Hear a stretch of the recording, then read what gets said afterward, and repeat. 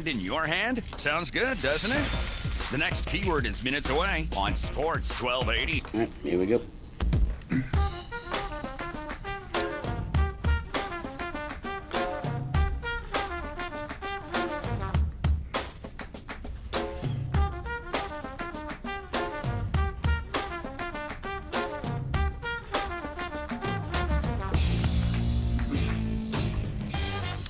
Welcome back, Duncan Holder, back at you on a Monday morning, a magnificent Monday in the Crescent City, November 13th, Monday the 13th. And guys, we are going to talk Saints today, All Saints Monday, and why not? I mean, after that performance on Sunday, New Orleans 47-10 over the Buffalo Bills, and I think probably everybody in New Orleans is walking with a little more pep to their step today. The coffee's a little warmer. The sun is blue today.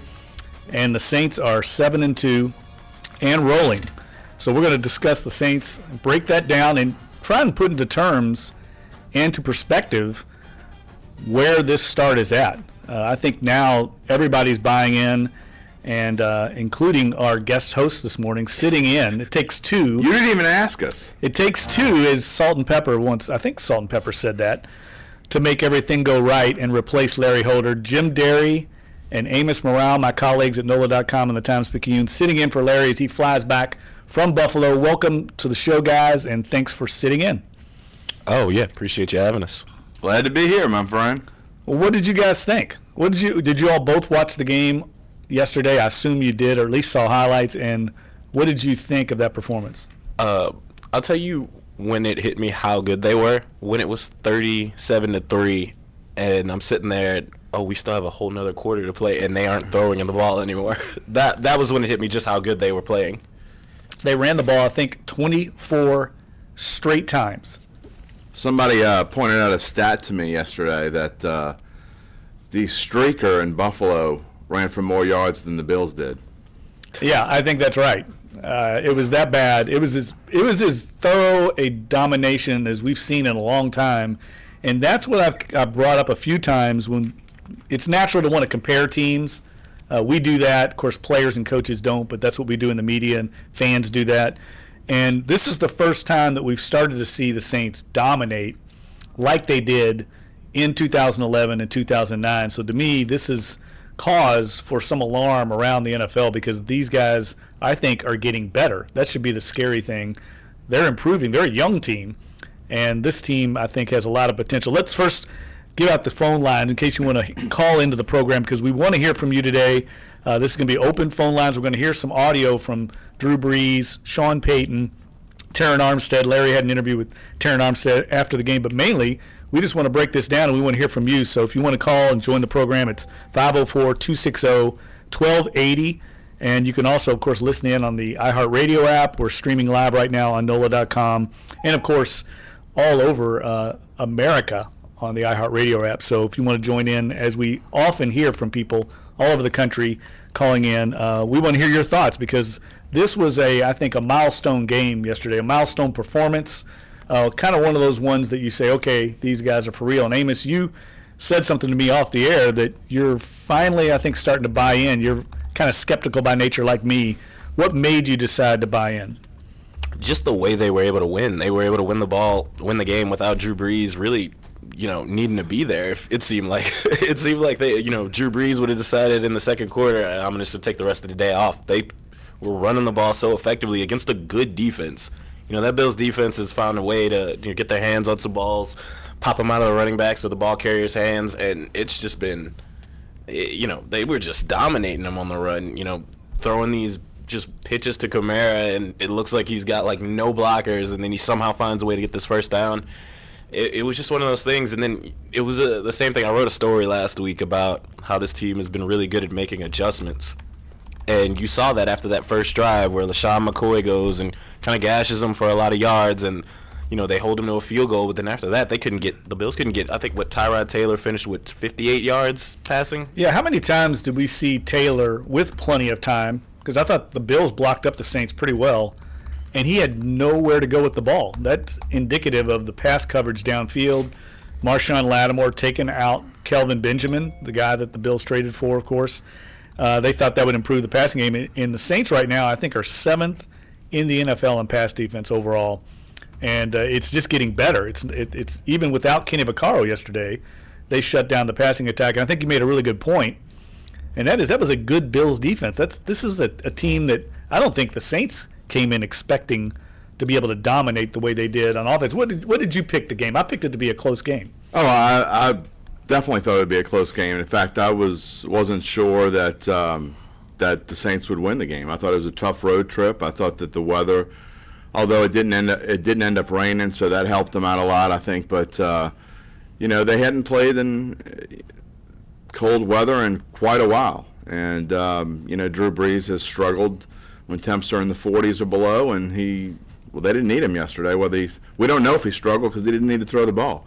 I mean, he threw it behind Thomas a couple times, but Mark Ingram was so good, and Alvin Kamara was so good that it didn't matter. You even got a Trey Edmonds sighting. Yeah, exactly. I mean, I didn't look at the stats, but how many yards did he rush for? I don't know. I think he had that one. Was it like a 30-yard touchdown? And that was it. And then he had a lot of carries. He finished with 9 carries for 48 yards. Okay. The long was the 41-yard touchdown. Yes, and so 6 touchdowns was I think an NFL record for a team to rush for over 290 yards and 6 touchdowns. No one had done it in the modern era. Yeah. Like you go back to like 1940, like the Canton Bulldogs or whatever, they did it. But no one in the modern era has ever done that. And who would ever think that the New Orleans Saints would be the team to break some kind of rushing record? No, and I'm not. No one, even the skeptics like me, can take nothing away. Nothing. And I had a talk with a guy last night who I've been skeptical all year long, and he's been riding the magic carpet all year long. And he asked me, "Are you convinced now?" And my answer is, no, I'm not convinced. But at the same time, I'm not. You cannot take anything away from what this team has done through 9 games this year. And they are playing like they are one of the best teams in the NFL. I still don't believe it. But if your eyes are the story and what you've seen, then they are they are 7-2, and they deserve to be 7-2. They deserve to be one of the top teams in the NFL, considered among the top teams in the NFL. But call it a gut feel and call it the last 3 years still shading my eyes, I guess. If they go, I mean, I think they'll win this week, and they play the Redskins at home. They're 7.5-point favorites, but then they go to L.A. and they play a team that is probably, if they're not the best overall team in the NFL, they're certainly among the top 3 or 4. So let me see what they do in L.A. and then there's no doubts after that. So wow, I like that you're skeptical, but I think it's time to remove the skepticism. I'm trying. All right, well, let's go to the phone lines and let's hear from DJ in NOLA East. What did you think about that game yesterday, and what are your thoughts? Hey, Jeff and your guest. I told Larry I thought that the Saints would do okay, if the weather situation was okay, and I believe I mentioned that, it was only going to be low winds and no rain, until after the game. But again, as y'all just mentioned, we really didn't need Drew Brees to throw the ball around because the rushing attack was so good. But, I've thought since they started 0-2 that I had a great optimism that things would be turned around. And we can't say that the team has disappointed. But I know Mr. Carey's saying that he still doesn't believe, and I think it goes back to the 2009 season, where a lot of people didn't believe, that the Saints were going to do well because they had a bad year before. But, I think that as time goes on, the Atlanta series and I believe the LA game are going to be those that, will have people saying, well, maybe this team is as good as they look. So anyway, I just think that the Saints performed well, and I think we can look forward to seeing them continue. So anyway, y'all have a blessed afternoon, and I'll talk to y'all soon. Yeah, thanks, DJ. And I agree with you. I think those games coming up in L.A., that's 2 weeks away in Week 12, And then they've got a series against the Falcons, who looked really good yesterday at home against the Dallas Cowboys. And I know Atlanta's record isn't as strong as maybe we all thought, but they are one of the few teams in the league, and I've got some stats that we'll go to in the next segment to indicate where the Saints are statistically around the league. And Atlanta's up there in almost every major category. So they're a team that I think's going to be dealt with down the stretch. They also lead the league in blown leads, I think. Martin, Dallas. Yes, I agree. All right, let's go to the phone lines again. Martin in Dallas. What you got, Martin? How you doing today on Monday? Hey, how you doing, Jeff? I don't know what the Saints have to do to convince. I believe, I want to, and I'm watching some NFL shows, and I remember I called back after the Miami game, and they wasn't talking about them on Good Morning Football, and they've been like beef with, with the Saints and stuff. But L.A. We look at Los Angeles. They wasn't too good. They got a good defense, and I didn't know they had Wade Phillips. Saints may lose that game because Wade Phillips just kind of deep. He can defense Drew Brees, if I recall times that he faced. But this is what I want to ask you, Jeff. I haven't been to Airline Drive. I haven't watched the Saints from the sideline practice. I've never been in the locker room. What makes you think? Because I've been reading your articles. So what makes you convinced that these guys are what we're seeing? Because what we're seeing is pretty good. So what makes you, Jeff, believe what we're seeing is that real within the NFL? Like they solidified, themselves in the top teams one of the top teams in the NFL. It's the attitude, man. It's all those Ohio State kids are used to being winners. That's true. So they're all, it's the personnel they brought in. It's a bunch of guys that are confident in what they're doing. They're confident in, who they are, and, the fact that even when they were down 0-2 and, giving up 1,000 yards in those first two games, they all were just saying, well, we just got to do what we're doing in practice. And you're just sitting there like, what? No. But then they go out there, and it's just something with, when you talk to these guys this year, there's just a different attitude in that room that wasn't there these last few years. Well, and I think also, Martin, to your point, this team is just more complete. They've improved in the critical areas that everybody knew they needed to improve in coming into the season. They addressed and hit almost home runs on every one of them. They've improved the offensive line to the point now where it's I would argue, one of the 2 or 3 best lines, if not the best line in the NFL. And a lot of teams don't have decent offensive lines at all. You've got the elite quarterback that's always there.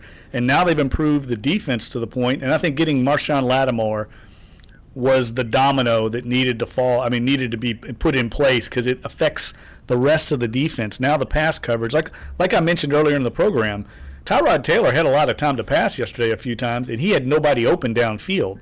That domino that they put in place with Lattimore, the shutdown corner that has eluded this franchise for decades, they've got now. And all of a sudden it makes the second corner better, and it makes the safeties better, and it makes the pass rush better. Having that one guy that can hold up in coverage and lock down somebody is critical, and they haven't had that for years. So they've improved the running game. They can win games with the running game like they did yesterday, and they can win games with their defense. And they always are going to have Drew Brees in the pocket, so now they can win in multiple ways, whereas in the past, the only real way they could win consistently was having Drew Brees throw for 400 yards and 4 touchdowns. But, Dunc, you're calling a guy a shutdown corner after he's played 9 career games in the NFL. He is what he is. He's good. He's that good. I'm not saying he's not. Look, he's been fantastic, and you're right about the offensive line. This offensive line, everybody was praising the defense in the preseason and talking about how the defense was completely different. In the first 2 games, they threw up a stinker, and now they're great again. Okay, but the offensive line looked awful in the preseason, and they looked awful in the first 2 games. Preseason, though. I know, but then they looked awful in the first 2 games. Max Unger did not play. That's true. At all in the preseason. And neither did Armstead. I understand that, but and look. There's no question the Saints' offensive line, and I'm not being negative here because what I'm saying is, you're right. The offensive line has been one of the top 2 offensive lines in the NFL, and that is the reason. We can talk about the defense all day long, and they have played fantastic, but the offensive line is the reason why this team is 7-2 and has won 7 games in a row. You don't run like you ran yesterday, no matter who you have at running back, without playing as well as this offensive line has played. And I gotta say, I still as the Saints fan in me that's lived here for 49 years, still wishes they would have drafted Deshaun Watson. But Ryan Ramczyk has played outstanding as a rookie, and whatever they saw in him, it's clear. And again, he's only played 9 career NFL games. So I'm not ready to throw him out, but he's been outstanding. I agree. Martin, thanks for the call. And I'll tell you what, we're going to come back after this break. Scott and Covington, I know you're still on the line. We haven't forgot about you. We're going to take a quick break. And when we come back, we'll hear more calls, and we'll also break this down a little, try to put in perspective where the Saints are at. We know they're good. How good are they? And where do they rank among the best teams in the NFL? Because I think that's a legitimate question right now. So we'll come back, take a break, and you're listening to Dunc and Holder on Sports 1280, NOLA.com, and the iHeartRadio app.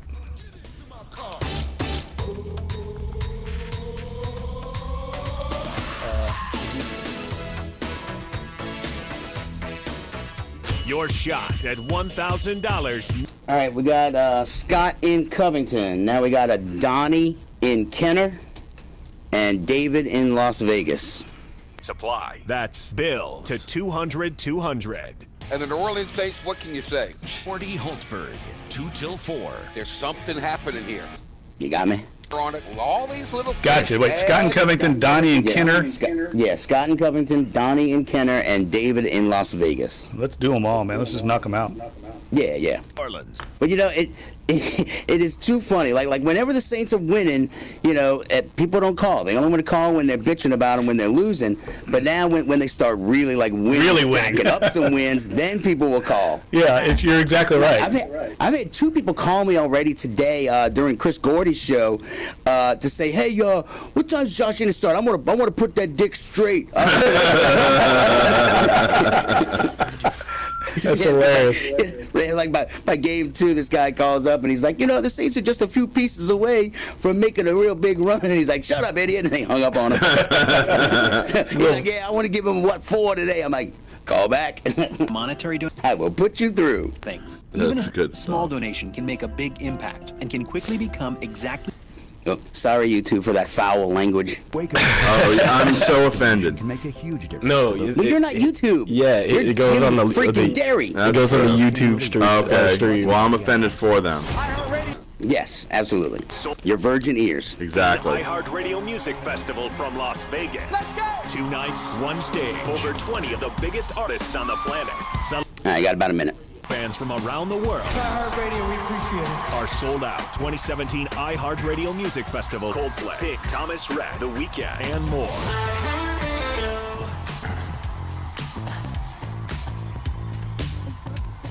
Yeah, now don't feel like you got to get to the audio, Jeffrey. You know? Yeah, I was going to feel just like you have to get to it. Exactly. Just, do it. Like if a caller brings up a point and we got an audio cut for it, yeah, take a second, we can play the audio and then go back to the phones or whatever. So you can cue it up that quick, Dave? If I hear something. I got 11 cuts. I got 5 Paytons, 5 Breezes, and the Toronto Armstead. Okay. All right, so if I get something that is relevant, I'll call it out. Yeah. It's no biggie, man. It ain't nothing but a thing. I got them on little hotkeys and I just click play. Okay, bud. And we take care of business together with the brand names. Oh shit, the phone's ringing again. You up for success and put the best savings on the shelves, like the McKee Tied for the Lithium 5th Ion longest 7 Tool winning Cordless streak Kit, in team a special history. buy at I was wondering. I tried to look it up on Yeah, I got it. Now's the Sports time to load Reference up or whatever, and everything you need for your the next big job. search didn't For work. Black Friday, This is just only their at the Home Depot. second Or save. 7-game winning Do it. streak. They have won Prices valid 8, 2 November nines, and 13th a to 13. Available in-store and online. Yeah, I knew the Plus 8 in 2013 or 11. 11. Yeah.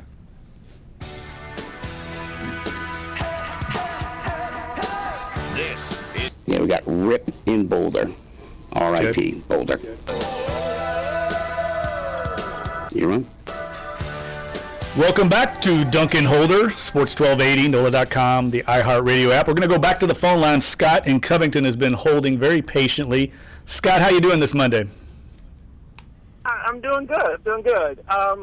I was wondering, any of you guys, are you feeling like the Saints might be getting a little, kind of overconfident? Because I'm reading some of the quotes after the game yesterday, and they sound like they might be, I don't know, eating the cheese or getting gassed up, or however they say it. It's Rat a little poison. worrisome. I was kind of enjoying it when they were winning, kind of flawed victories.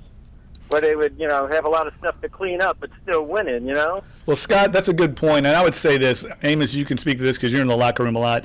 I think the leadership in this locker room is really good. And I don't think it's ever going to get out of whack, even though it's a young team.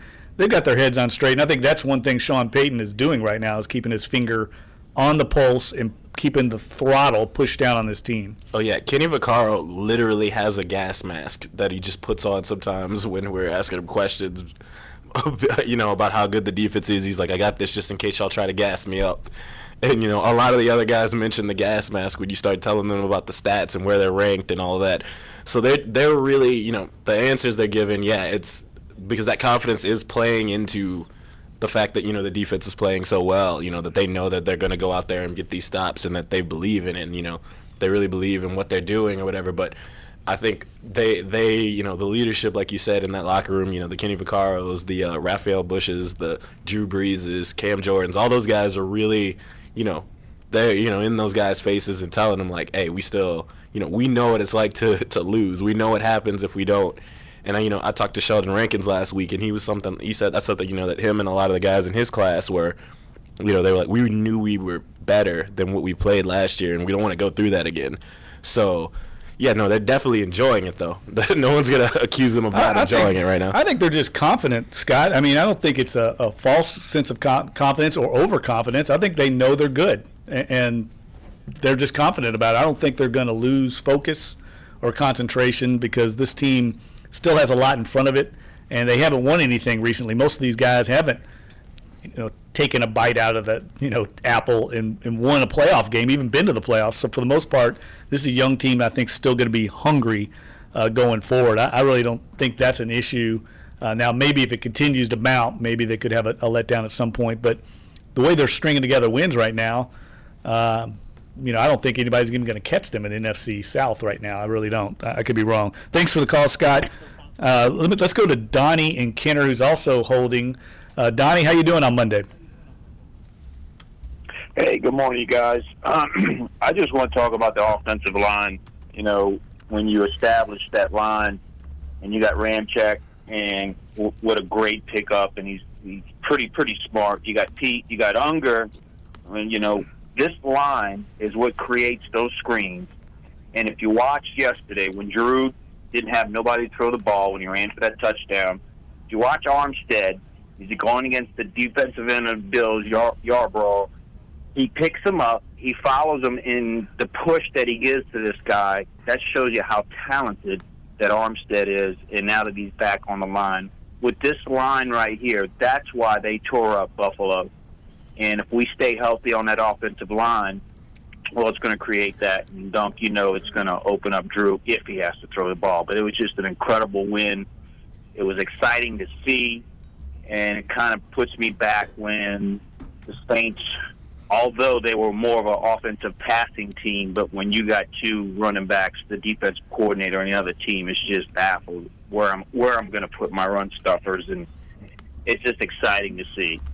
Yeah, I agree, Donnie. And thanks for the call. And we all get caught up watching the ball when you watch an NFL game or any football game for the most part. But I encourage fans to take your eyes off the ball and watch the offensive line from play to play and just watch how this line establishes the line of scrimmage downfield. 1 or 2 yards downfield, they're getting a push right now. And they've invested in this offensive line. That should not go unnoticed. I mean, Mickey Loomis, Jeff Ireland, the director of player personnel, and Sean Payton have taken their fair criticism over the years, rightfully so to some degree, but they've invested in this offensive line, made a traded one of the best players on the team, Jimmy Graham, to get center Max Unger, and have used first-round draft picks on left guard Andres Pete, right tackle Ryan Ramczyk, third-round draft pick on Terron Armstead, and then they made a huge free agent investment in Larry Warford.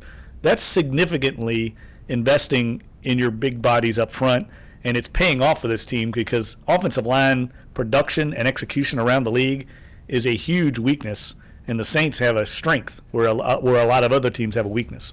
And then I think the thing, too, that you really want to point out is that when these guys have gone down, this is they've got some depth there now. Cineo has been able to plug in and play and them not miss a beat when he's in there, and he's played pretty much every position on the O-line this year.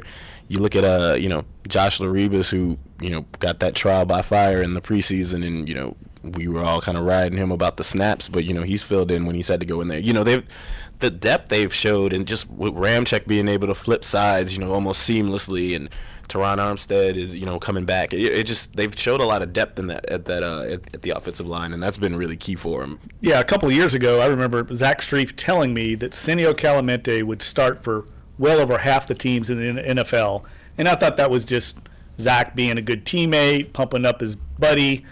But he's right. I think Senio Clemente would start for most of the teams in the NFL. He's that good a player, and he's not even starting for this team. And I think he's going to cash in big time. He's a free agent after this year. He's probably going to move on. I think the Saints will have trouble keeping him because I think he's going to start somewhere. Well, and the fact that he can play different positions on the line obviously is a major plus for him. And when you have a guy like that, and you can lose a Zach Strief, and God forbid, lose another lineman, you could plug him in and you're going to be okay. So, I mean, you could, and it shifts some things around. And they have, they have more than one guy on this offensive line that can play multiple positions on the line, and that really helps. 504-260-1280. We want to hear your calls, get your thoughts on the Saints' 7-2 start. Let's go back to the phone lines. David in Las Vegas on the iHeartRadio app. How you doing, David? Hey, how's it going, guys? We're doing great this morning. It is awesome to be a Saints fan, my friend. I tell you, it is so beautiful right now after 3 down seasons to watch this team completely dominate other teams. And it's watching them go up to Buffalo, which is a very hard place to play. Let's not kid ourselves. That's a very difficult place to play.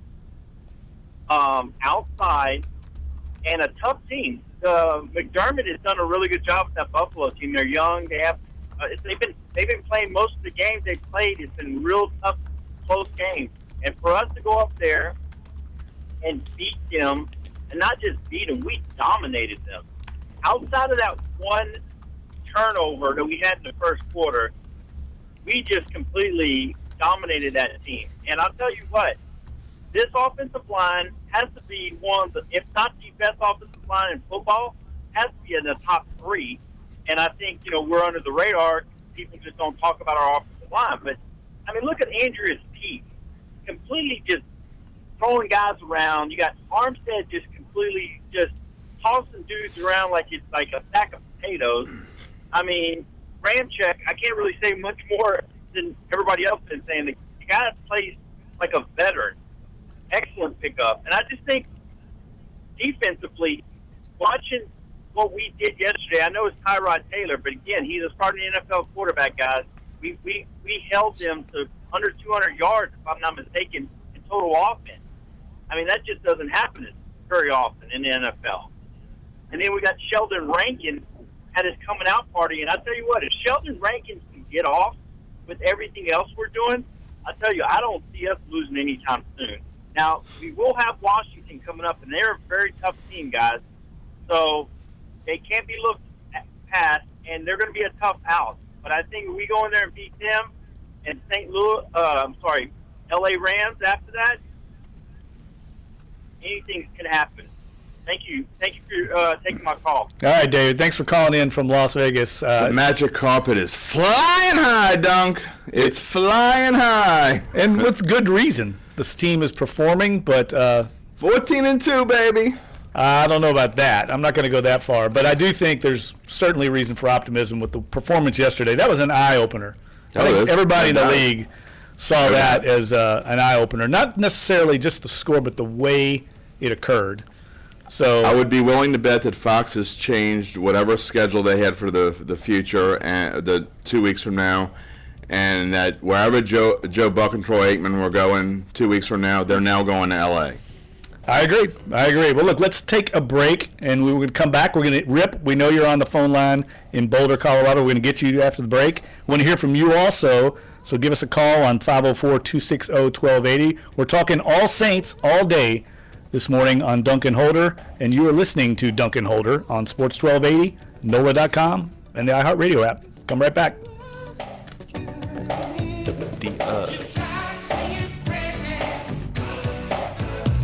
weather forecast on Sports teleconferences 1280. are New at Orleans. 11. So I might This have report to is brought to you by the sneak out for a few Exogen Temporal minutes. Scanner. Dave, you had to Thermometer. dig From the way Boxing into the Weather audio Center, vault for that one. meteorologist Bruce Katz today. Yes, I did. Mostly sunny skies. High temp at 74 degrees. Now tonight, good. Well, now that we got the spot, we play anything. We got all kinds of like cheesy 80s and 70s and 60s stuff floating around in the system now. I'm going to have to challenge Highs you. again pleasant with overnight. I'm going to see if you can find a song then. I'm going to challenge you. Can you find... hold on 1 second. Let me I got a call. Okay. With your weather authority forecast. Ready for a this bad morning. cold and flu season? Knowing when it's the flu can make a big 94 difference. on I mean, Dunc, here's the key. The best way to tell is Dunc, that the flu brings the a key fever, so is- be prepared with a thermometer. I mean, they'll win and this week. trust They'll beat the 8-2. Exogen Temporal Scanner. At More than Rams, 70 Panthers team that's going to want revenge. Bet you didn't know this. And Broadcast radio at the reaches more Falcons. people in America than TV. Those are three So we got games that... Rip in Boulder, and now we got a Mike in Slidell. Okay, buddy. Broadcast radio the reaches request, more adults, teens, and Strapped millennials. for More Cash of by everyone. Fountains More of shoppers. Wayne. All right, so what do y'all want me to look for? Strapped for Cash. That's bigger than Fountains TV, of Wayne. Oh my God! Exactly. I don't think I've ever heard any of those. You've heard of Fountains of Wayne? Fountains of Wayne sang. Wayne, yeah. They sang Stacy's mom, I think. Yeah. Did they? Twitter is I think so. expanding Okay. the display names Stacy's No, I don't mom. think so. Am I wrong about that? I think that- no, I think you're right on the that one. update comes They had one big They hit. sang that? They had one big hit. I don't know. Yeah, Stacy's mom. They did that. Instagram might soon let you follow Strapped for a Cash is a good hashtag song. photo sharing site Don't with know like that. Little your random. recent Little posts random. based on That's your pretty interest random. and not I like just to social test Dave. See PayPal what is getting into the see his skill. crowdfunding Oh, I business. think every The time online Dave's been payment tested, companies he's come is through. launching So. money pools where people Is it? can create pages to let their contacts fundraise for a specific event or item. People like also buying a group ask, gift, who is a group Stacy's trip, mom in the or video? housemates paying the rent. The service is I free. wonder You why. use money from your PayPal wallet. What or does account Stacy's that's mom linked look to like PayPal. today? Just what the world needs. A new app to Well, let you know Stacy's if your mom's local probably like- McDonald's ice cream machine like is 60 down. today, Ice huh? Check works via GPS and input from users and directs you to the nearest working McFlurry machine at a Golden That Arches. sounds like Wall Street 20 years Journal old, says right? McDonald's ice cream Is it that machines old? break down often. 15 and at they least. take 4 hours and Oh, I 11 just steps closed to the tab. clean every day. Tech report. Gotta be at least 15 Larry years Olson, old. NBC News Radio. Early 2000? Let me reopen the tab. It's and Macy's see. One Day Sale. Shop incredible deals of the day. Through Wednesday, get 60% off coats and sweaters in standout styles, suits, dress shirts, coats, and more from your favorite designers. 50 to 65% off. It was Run, released don't in walk. 2003. 50% off shoes Okay, for her. so Prep 14 like a years pro. old. 30% plus an Song extra is 14 20% years off old. mixers and attachments. Plus, it's Stacy's time to shop mom's with probably like 45 to 55. 70% off fine jewelry. Earn plenty. Right in my Macy's wheelhouse. One Day Sale. Exactly. Lots of points, lots of places. One rewards program. Savings off regular and sale prices. Oh, Exclusions apply. man. Well, it was Saturday night. Whether you I was bless sitting those in the boys kitchen. or take flight, we're talking your teams. Sports 1280, New Orleans. Welcome back, Duncan Holder, Sports 1280, NOLA.com, and the iHeartRadio app. And the lesson learned: never doubt. I was the Dave. best producer in the business. Never doubt. That was Fountains of Wayne. Strapped for Cash, That one of is. my favorite little underrated songs of all time. And let's go back to the phone lines because they are buzzing this morning. From Boulder, Colorado, one of the most beautiful cities in America. Mork and Mindy. Rip, what's going on, Rip? How you doing this morning? Hey, it's good to be alive today. I tell you what. I'll bet. A shout out as usual to my folks on YouTube chat. I hope you guys are having a great day. Everything's good in New Orleans right now. I wanted to say, how crazy is it that the Saints have not one, not two, but three possible rookie Pro Bowlers? You know, these guys are playing lights out. It's really a trip to watch. Yeah, You know, it's kind of easy to look at like Kamara and Lattimore, but look where they're running. They have no fear running the Ramczyk side, and he's answered the call in a really complex offense. And how good has that draft pick been? It was kind of fortuitous at the time. I personally thought they should have drafted a pass rusher. I was completely wrong on that. They're getting plenty of pass rush without having to invest a draft pick and taking the best player on the board, which was a tackle, Ryan Ramczyk, who is widely regarded as the best tackle in the draft. Coming off of that hip injury. Right. It really, really has paid off. You're right, Rip. And I think he gets overlooked because of, obviously, most people look at Alvin Kamara and Marshawn Lattimore for obvious reasons, but Ramczyk may be the best Saints offensive lineman this whole season. He and Max Unger, I would say. Yeah, I was gonna say absolutely. Max would. You know, I wanted to say thanks for taking the call. I'm just happy. Everybody kind of stole my thunder on the last couple of calls. I was going to mention how well Sheldon Rankins is playing as well. I mean, he finally got to eat a little bit this week, but he's been balling all out all year, really. Well, thank you for hanging around YouTube and being a YouTube regular. I want to say, look, Larry Holder has been on the Sheldon Rankins bandwagon for a few weeks now. It's just he's kind of been doing a thankless job, eating up blockers, and he's not really putting up sacks or big numbers like that. But he's letting Alex Okafor and Cam just really have that one-on-one, and that's asking those other opposing offensive linemen a lot to block Cam Jordan the way he's playing. Yeah, and I think we saw the athletic ability of Sheldon Rankins on that return. Yeah, it was pretty funny. I mean, he was like setting up blockers. I thought he was going to get in. I did too. I mean, he would have. I mean, but he set up. He got himself an extra 5 or 10 yards on the return just because of his vision. I didn't know big boys work on the tip drill. Well, see him, I think he played some running back in high school, if I remember correctly. He did. So he must have been like Ironhead or something. He did, and they finally taught. He grew out of being a running back. Yeah, he grew into something. Yeah, but good point, Rip, and thanks for the call out in Boulder, and also thanks for always being on our YouTube stream. If you all haven't been on it, it's a great way to follow the show at work. Don't let your boss know, but you can have the headset on and follow us on YouTube Live because we're streaming every day on there during the work week. Let's go back to the phone lines. We got Mike in Slidell. Mike, how you doing on Monday? Welcome to the Dunc and Holder Show. Hey, how's it going, guys? We're doing great, bud. Mike. I like to talk. Yeah, hey, I like to talk about how the Saints were built through the draft for the 2006 team, the 2009, 2011 team, and it's not coincidental that this team, Mickey Loomis and Sean Payton, took a lot of heat for bad draft picks, but they're finally hitting, and they're making good free agent signings. And the question I'd like to ask y'all is, where do y'all rank? I know it's still early in the season, but where do y'all rank this team compared to the 2006, 2009, 2011 teams that were really explosive? I mean, I know it's a different team and it's still early, but where do you rank this team? I'll hang up and listen. All right, thanks, Mike. That's a good question, and I know Sean Payton was asked something similar yesterday at his post-game press conference. He refused to go there. He wasn't going to compare teams. Oh, he can't do that. That's what we do. That's not what the players and coaches do.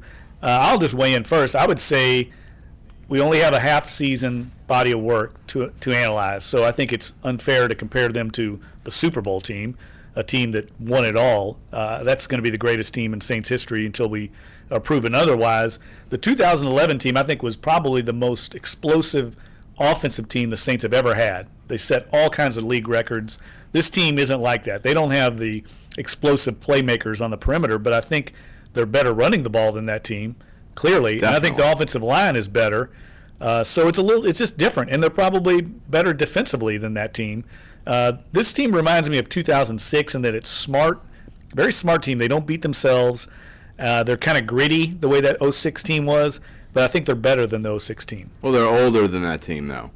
That team had a lot of youth on it, and this team, that team had, this team is wiser, and I think that this veteran, even though with all the young kids that they do have overall, if you look at their overall age, they're a little bit older, and I think they're ranking the top 5 among oldest teams in the NFL, I believe. That's going to help them. That's going to be a good thing down the stretch. And if they get to these key games, and that you and I that we talked about off the air, Dunc, if they get through the stretch of Rams, Panthers, Falcons, and they're going to need veteran leadership, especially if they have a little 2-game losing streak, because that could happen. I mean, this team's not going to go 14-2. I was joking about the magic carpet thing. I agree. They're not going to go 14-2, and I mean, in all likelihood, I think even 12-4 is probably a bit of a stretch. But the veterans, when they go back and down into that valley a little bit, because it's going to happen with 7 games left, the veterans are going to keep them straight, like Amos was talking about with Cam and Drew and even Zach in the locker room. All that stuff's going to matter, and even now, I guess you got to consider Teron Armstead a veteran at this point. Let's answer that question that Mike asked. Where do you all think this? I mean, it's 9 games into the season. Where do you think, at least early on, this team ranks among the Peyton Brees era? How good are they? It's got to be. We're in that top 3 discussion just from the balance they've shown. Yeah. In terms of, what that defense, not only is, you look at the Super Bowl year, that defense was very good at forcing turnovers. They gave up some yards here and there. This one seems to, be able to shut you down either way on the defensive end, and they seem to be able to hold the ball and dominate the ball longer. That's a great point. They're steady. That's a really good point. The 2011 defense, the 2009 defense was very opportunistic, forced a lot of turnovers. 2013, they were ranked 4th at the end of the season in total defense, but they didn't produce any turnovers. This defense is kind of good at both. So let's go back to the phone lines. Larry in OKC, calling in from Oklahoma City. How you doing, Larry? Welcome to the program. Hey, thanks for taking my call, man. I got to put it as one of the best teams I've seen. And I mean, I'm 47 years old. I've been watching the Saints for a long time. And this offensive line is better than when we had 2 All-Pros at guard. Because the Saints could never just run the clock out on no team. As long as I've been watching the Saints, they did it 2 straight games. Took the ball out of Drew's hands and just handed it off. Well, it's really nice not to have to count on Drew for every game. Yes, exactly. But and then I heard somebody say they built this team to the draft. Let me tell you, I work out of Oklahoma City. I'm from New Orleans. I got my company up in Oklahoma City. If they wouldn't have made the draft picks they made this year, they lock off. Because first of all, we might have an offense and a defense record of the year, and that's unheard of. Yeah. And if Kamara was getting the ball, if he was just a full-time starter, he'd probably be averaging, he'd be more than, I think there's the guy in Kansas City. Kareem that's Hunt. leading the yardage right now. He's a rookie. Yeah. But they left off real good because, I'm going to tell you, them last 3 7-9 seasons, I was ready for all of them to go. Loomis, Peyton, everybody. You're not the only one. The Water Boys, the assistant equipment managers, clean house. Everybody clean house. Even Mother Teresa. Let's go a little farther. Larry Popom. I totally. Hey, look, Larry. Thanks for the call from Oklahoma City. We really appreciate you calling. You make a great point. Alvin Kamara is averaging 6.5 yards a carry. He's leading the entire NFL, and we'll go over some of these stats a little bit later, but the stats are eye-opening right now. And they're no fluke. Those stats are no fluke. I mean, this kid, and he does it with speed. He does it with power. He does it with, elusiveness. I mean, he's not afraid. This kid is something else. Yeah, and I tell you, he's acting and playing like a first-round draft pick. Absolutely. He was taken in the 3rd round. What a steal. All right, let's take a break. We'll come back. We will continue this conversation on the Dunc and Holder Show, Sports 1280, NOLA.com, the iHeartRadio app. Coming right back.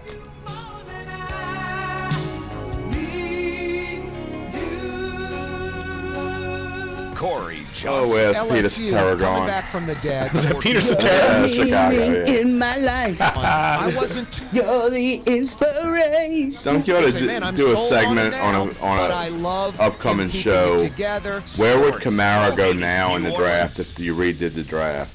Well, I think SI just did like it. a top 5 pick. Sports Illustrated just redrafted the first round, and he was like 7th or 8th. I think the Panthers would take Lattimore was number 2. That's a Lattimore was number 2. Yeah. Kareem Hunt was 1. No, I think Myles Garrett stayed 1. Because he has been dominant when he played. But information on sildenafil, you can make a case that Ramczyk. I mean, Ramczyk was taken in the first round. He should still be in the first round. There's no question. But this is a deep draft. I mean, there's rookies around the league. Perfect mix of If you look at, I did the stats. it can change the I whole think mood when of I your day. was looking at One way to Kamara, fill that mood, this is an interrupting interesting the music stat. over and over, like Pandora Rushing does. leaders. The better choice for artist radio is iHeartRadio. Open Yards the per iHeartRadio carry. app, type in the name of an Alvin artist you Kamara, like, Alex notify us, Collins, and let Aaron iHeartRadio Jones, put you in Kareem the station Hunt. with all that All best top 4, they're all music rookies. and songs we've Yeah. handpicked. Leonard's up there. More too. music, Yeah, fewer I know, you don't even commercials. Yeah, we're not Radio even talking is about free. him. Well, All he your missed a favorite game or music, all your 2. favorite stations, all Yeah. free. But There's the email, boys. The New England Patriots winning streak moves to 5 games. Tom Brady with 3 touchdown passes as the Patriots blast the Broncos 41-16 on Sunday Night Football in Denver. Head coach Bill Belichick with his 270th career win as a head coach putting him in a third-place tie with Tom Landry on the all-time wins list. To win games in this league, you need great players, and I've been fortunate. I've got a lot of great players and a lot of great assistant coaches. We got a Vern in Colorado Springs. 37-10, the man of Cal. I know. 37-7. Colorado, popular. Nuts. Another West dominant Coast is performance really today. represented. 37 It for is. the Texans. The University of Tennessee That's is West to cutting me. ties with I head don't care football what you coach say. Butch Jones. The school fired Jones yesterday, one day after the Volunteers lost to Butch Missouri Jones got fired 50-17. shot. And the Braves' search for a new GM is coming to a close. The New York Post Is he officially reports that fired? job will go to Alex Anthopoulos. Anthopoulos has been Yeah, he's Dodgers fired. vice president of baseball ops since January of 2016. That's sports. Jay Corwin, NBC News Radio. Let Dornax Food Center do the cooking this Thanksgiving. All right, 30 seconds. Glazed hams to baked macaroni and cheese and seafood eggplant dressing. They have it all. See the catering menu at Dornax.com. Only at Dornax Food Center, 710 Veterans in Metairie. Put $1,000 in your hand. Win $1,000 every hour, up to 16 times a day, weekdays, starting at 5 a.m. When you hear the keyword, text it to 200-200. Listen all day for a chance to and put Stacy's $1,000 in mom your is hand 48 on currently. Sports 1280. Really? Well, she's a little Nice. younger than that. Nice That's still research. in Duncan's wheelhouse. Definitely. This is Duncan Holder on Sports 1280, New Orleans. Welcome back. Duncan Holder on Sports 1280, NOLA.com, the iHeartRadio app. We are talking Saints, breaking down the Bills game. 47-10 Saints victory. Saints improved to 7-2, and we are trying to put into perspective this start and just how good these Saints are. And we are listening to a lot of callers from all over the country on the iHeartRadio app. Dunc, real chiming quick. in. Yes. Speaking of callers and listeners, we have a regular listener that doesn't call in, but he wanted me to give him a shout out, and this guy listens almost every day. Tito in Mandeville. Tito. Is he the vodka magnet? He's probably had a few drinks before, but he listens every day, and I told him I would give him a shout out. So Tito in Mandeville, here's your shout. Thanks for listening, Tito. And if you want to join in on the discussion this morning, the phone line is 504-260-1280. And checking in from Colorado Springs, the Centennial State, is Vern. Vern, welcome to the Duncan Holder Show. How are you doing this morning? Great. How are you guys doing? Thanks for taking my call. I appreciate it. Sure, we're doing great. A lot of Coloradoans calling this morning. I'm sorry? A lot of Coloradoans calling this morning. We're excited that you guys are listening in. Yeah, I was in the Air Force, so I traveled quite a bit. Grew up in Louisiana. I just called in to make a case for the Saints a little bit. As Jeff alluded to earlier about the offensive line parity that's kind of going on around the league, and seeing how well the Saints are playing on the offensive line, that's pretty exciting. Then a couple of other things. How the defense is able to shut down opponents, not only creating turnovers, but just absolutely shutting down receivers. I think another thing that's exciting excuse me, is that the team travels very well. A couple of other points in terms of all the teams that are playing well in the NFC, the Saints happen to be the only team that have the only Hall of Fame quarterback. Philly has a second-year player. Minnesota doesn't really know what they're doing in terms of the quarterback situation, it looks like. And Goff in LA is only a second-year player. Then I have a question for you guys lastly, and that's the Okafor contract and what that's going to look like at the end of the season. He is playing obviously fantastic, and I just wonder if we can afford him. He's going to be a high commodity across the league, and I wonder what that contract is going to look like in your opinion, and if we can retain him next year. Thanks, guys. I appreciate it. I love the show. I listen every day. Thank you. Thanks, Vern. And a lot of good points by Vern. And I think one of the key ones that he made is the fact that the Saints have a Hall of Fame quarterback. Right. When you look around the NFC, the competition, unless the Falcons could climb their way back in, you're talking about Case Keenum. Don't forget about Seattle. And you're talking about two second-year players in Jared Goff and Carson Wentz. I agree. Seattle is looming out there. You know, Seattle, I did some stats. This might shock you all. Seattle's got the 7th-ranked offense in the league.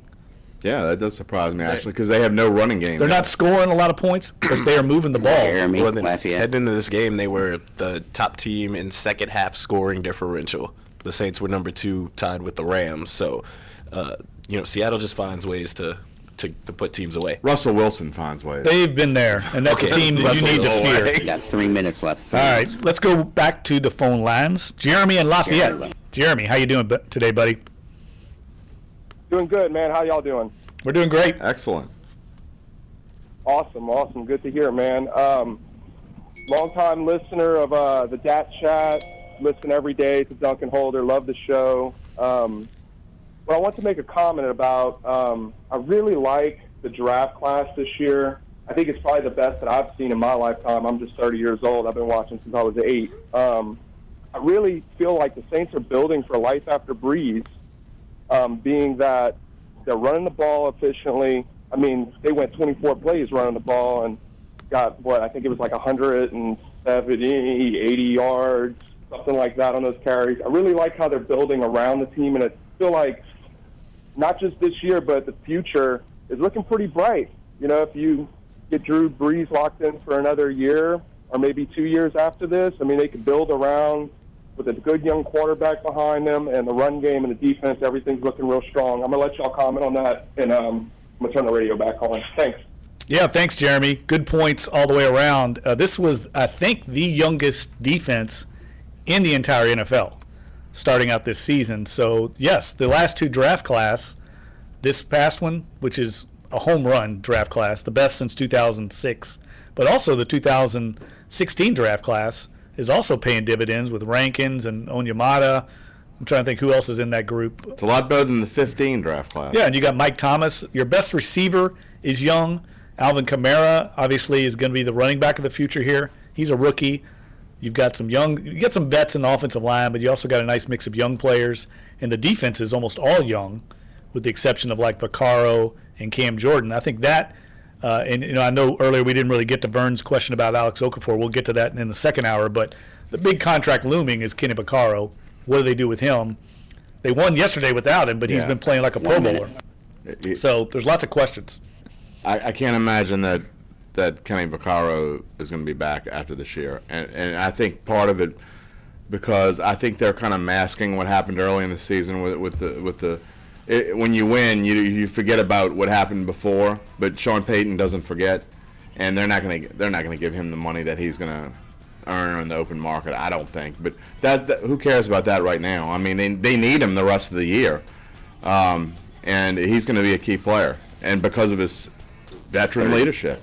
I agree. We'll see. I think he might come back, but it's going to cost a lot of money to bring him out. All right, hour 1 in the books. We got another hour coming up. We're going to break down the Saints game. We're going to listen to some audio of Peyton and Drew Brees, and we'll also take your calls. So you're listening to Dunc and Holder on Sports 1280, NOLA.com, the iHeartRadio app. Come right back.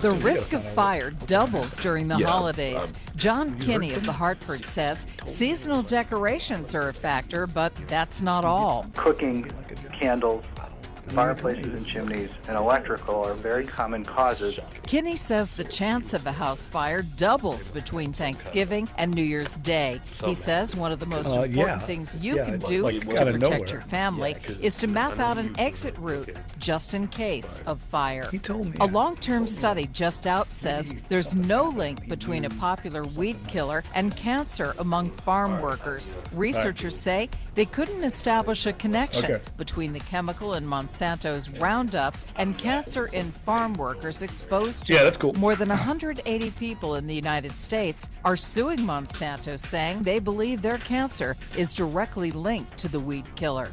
Health Update, Sarah Lee Kessler, NBC News Radio. WODT WNOE FM HD2 New Orleans. Listen on the free iHeartRadio app. Search Sports 1280.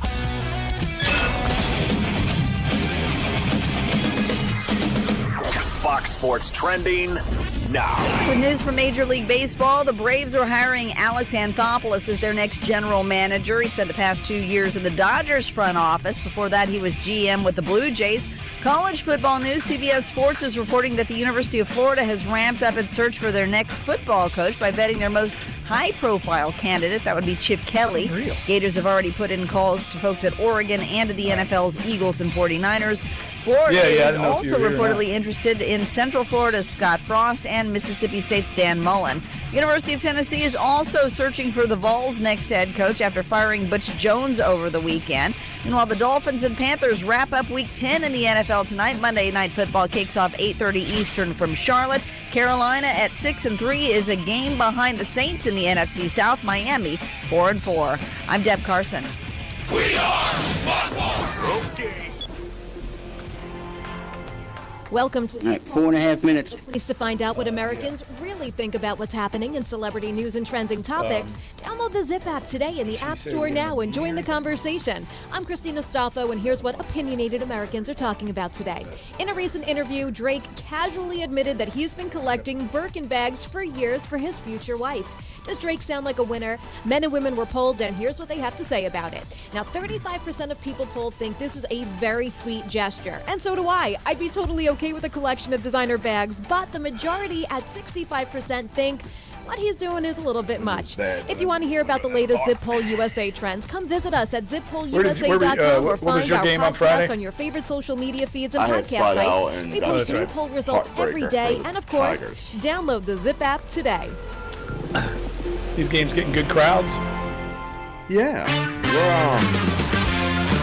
We've been getting lots of muscles, so 10,000. Thor Ragnarok topped the box office this week, earning an additional $57 million at the box office. The feature is on its way to making just over $211 million since its release 10 days ago. In second place, Daddy's Home 2, which sold $30 million worth of tickets. In third place, Murder on the Orient Express. Fourth place, A Bad Mom's Christmas. In fifth place, Jigsaw. Sexual misconduct allegations against Alabama Senate candidate Roy Moore were at the forefront of Saturday Night Live's cold open, with members of the Trump administration urging him to drop out of the race. Barry should be calling in, by the way. That you're not into young girls when you dress like Woody from Toy Story.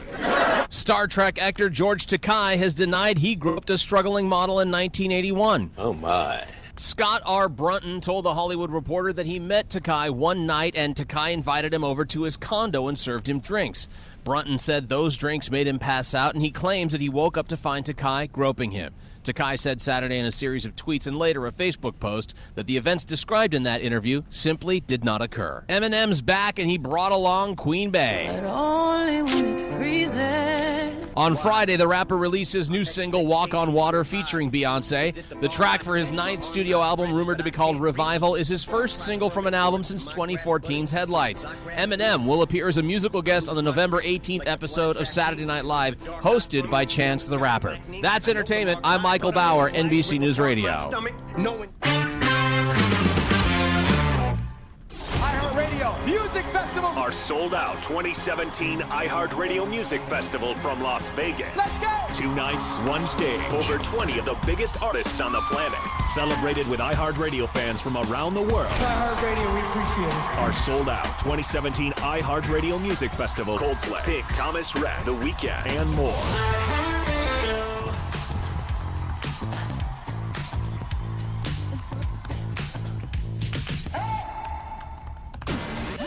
So Amos is going to do the conference calls. Display names from 20 so it's just me and you riding for a little while, including emojis. The update comes hot off the social network, doubling the amount of characters you could have in a tweet from 140 to 280. What's that? Instagram might soon let you follow a hashtag. Photo sharing site will select popular and recent posts based on your interest and not your social. Got about a minute. PayPal is getting into the crowdfunding business. The online payment company is launching money pools, where people can create pages to let their contacts fundraise for a specific event or item, like buying a group gift, a group trip, or housemates paying the rent. The service is free when you use money from your PayPal wallet or an account that's linked to PayPal. Just what the world needs, a new app that lets you know if your local McDonald's ice cream machine is down. Ice Check works via GPS and input from users and directs you to the nearest working McFlurry machine at a Golden Arches. Wall Street Journal says McDonald's ice cream machines break down often, and they take 4 hours and 11 steps to clean every day. Played about 100 years. Larry Olson, NBC That's a News good way Radio. to go out. $1,000 in your hand? Sounds good, doesn't it? The next keyword is minutes away on Sports 1280 New Orleans. All right, no calls on this call screen now. Sounds good, bud.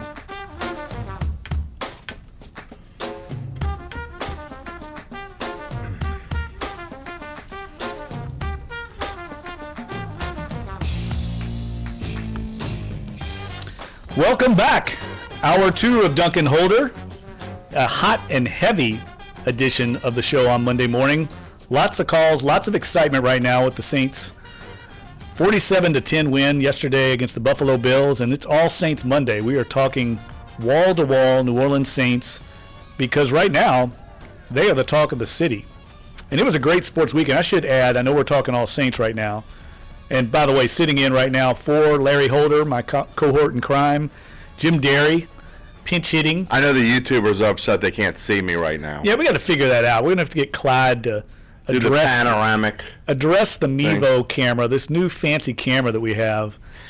Only has a 2-shot. We need to have a 3-shot. We'll get that worked out because we need to have your lovely face on the YouTube don't screen. Need to see me. But we are addressing the Saints' 47-10 win, but I wanted to bring up that it was a great weekend all the way around. Absolutely. For sports in the town. I tweeted this out yesterday. Pelicans won Saturday night. It was a pretty boring game, but they did take care of business and beat the Clippers.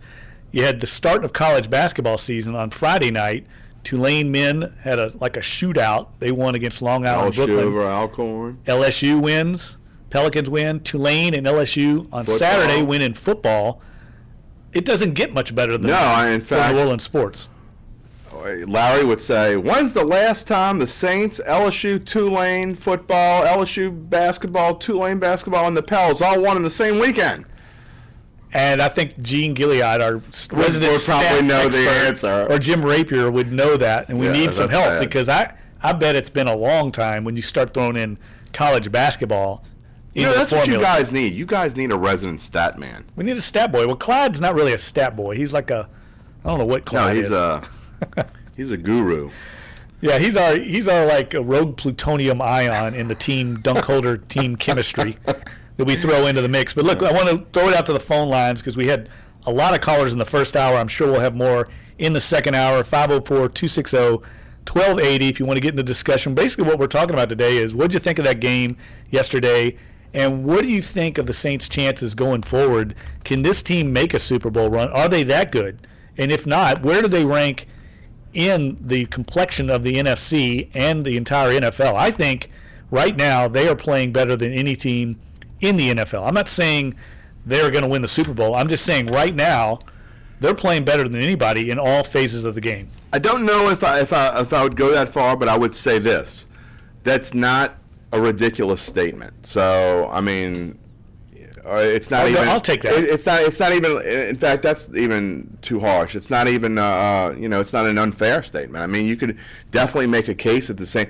Now, I would say that if you looked at the way New England's been playing, and they have a team that's. And we'll forget about what happened in week 2 because who knows what would happen if they played again. I think it would be a little bit different. Whether the Saints would win or not, I don't know. I think it would be a much better game.